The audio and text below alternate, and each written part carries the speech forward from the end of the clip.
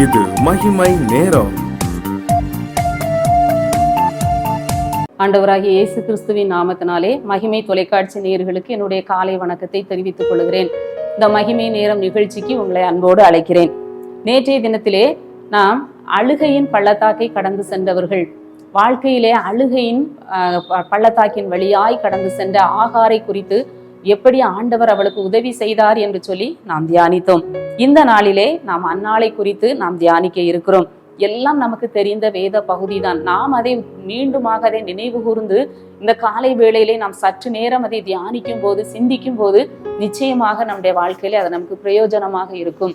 இந்த நாளிலும் கூட 1 சாமுவேல் 1 அதிகாரம் 7 வசனத்திலே நாம் பார்க்கிறோம், அன்னாள் மனங்கசந்து அழுதாள். அன்னாள் மனங்கசந்து அழுதாள். அப்பொழுது அவள் சாப்பிடாமல் அழுது கொண்டிருப்பாள். அன்னாள் சாப்பிடாமல் அழுது கொண்டிருப்பாள். அன்னாளுடைய நிலைமை நாம் யாவரும் நன்கு அறிந்திருக்கிறோம். அவள் குழந்தை இல்லாத ஒரு சூழ்நிலையிலே காணப்பட்டாள். மட்டுமல்ல, அவளுடைய கணவனான எல்கானா அந்த அன்னாளை அதிகமாக சிநேகித்தான். ஆனால் அவளுடைய சக்களத்தை அவளை என்ன செய்வாள்? விசனப்படுத்துவாள். அவளை மனமடிவு உண்டாக்குவாள். பண்டிகை கொண்டாட அவர்கள் செல்லுகிற பொழுதெல்லாம் அவள் துக்கத்தோடு இருப்பாள், அழுது கொண்டே இருப்பாள். அப்படிப்பட்ட சூழ்நிலையிலே அவளுடைய கணவன், அன்பான கணவன் எல்கானா, அருமையான வசனம் 8 வசனம், அவள் புருஷனாகிய எல்கானா அவளை பார்த்து, அன்னாளே ஏன் அழுகிறாய்? ஏன் சாப்பிடாதிருக்கிறாய்? ஏன் சஞ்சலப்படுகிறாய்?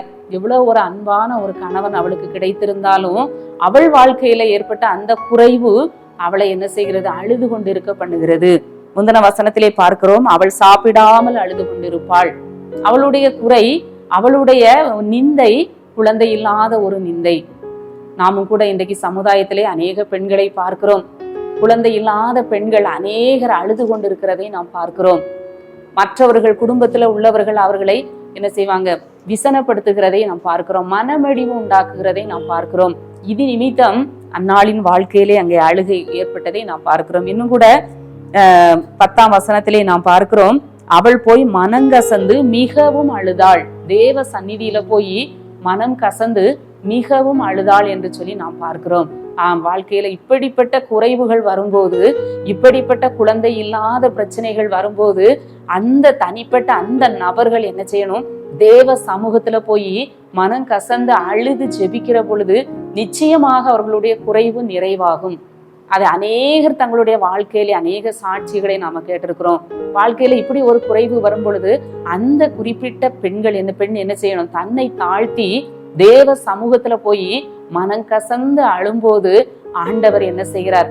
அந்த கண்ணீரை கண்டு அந்த குறைவை ஆண்டவர் மாற்றுகிற தேவனாக இருக்கிறார்.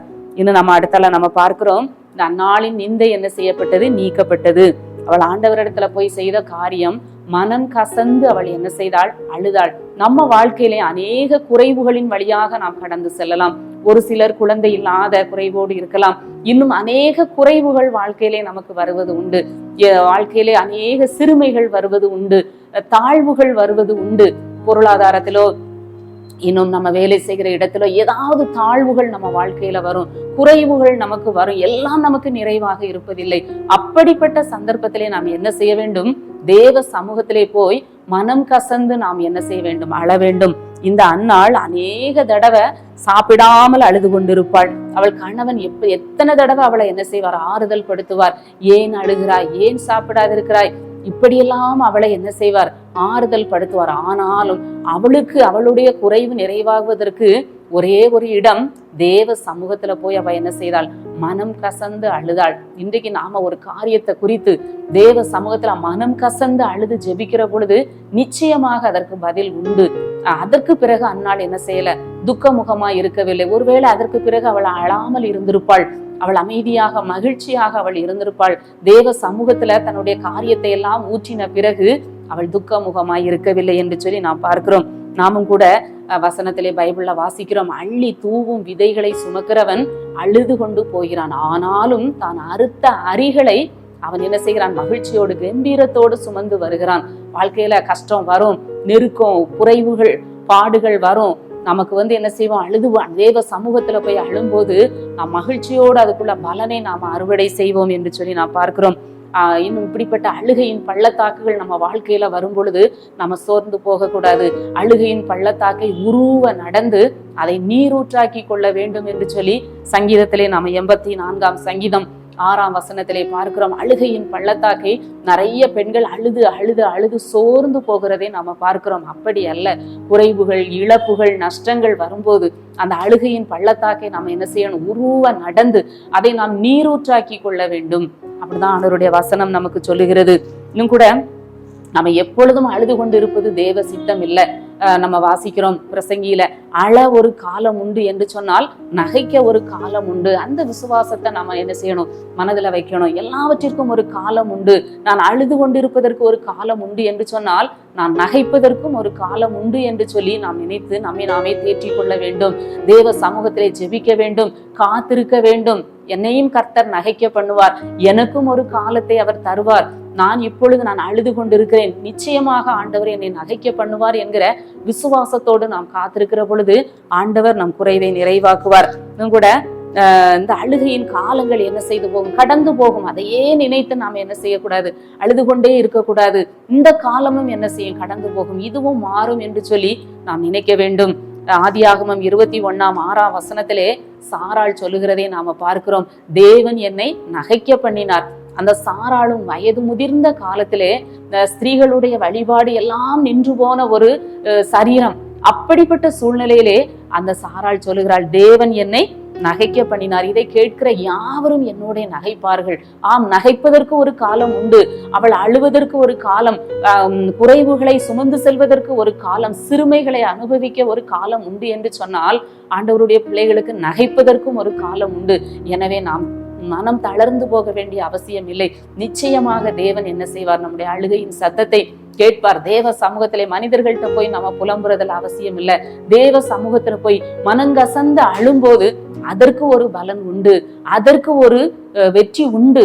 ஆண்டவர் ஒரு நாளும் யாரையும் என்ன செய்ய மாட்டார்? புறம்பே தள்ள மாட்டார். அவருடைய சமூகத்துல வந்து நம்ம காரியங்களை கண்ணீரோட நம்ம சொல்லுகிற பொழுது அதற்கு மெய்யாகவே தேவன் ஒரு பலன் வைத்திருக்கிறார்.